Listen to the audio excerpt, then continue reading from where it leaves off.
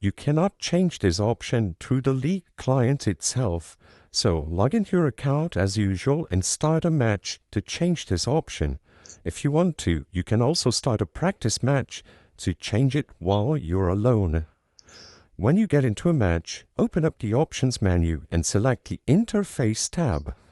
Within Interface, at the top of the screen, or somewhere in the options, you should see Chat.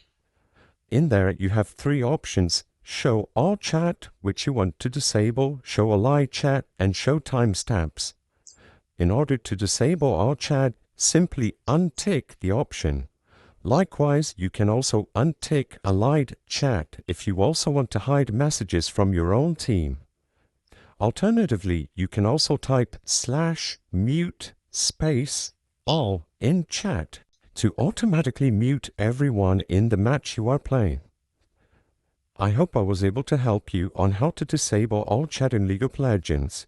If this video helped you, please be sure to leave a like and subscribe for more quick and easy tips.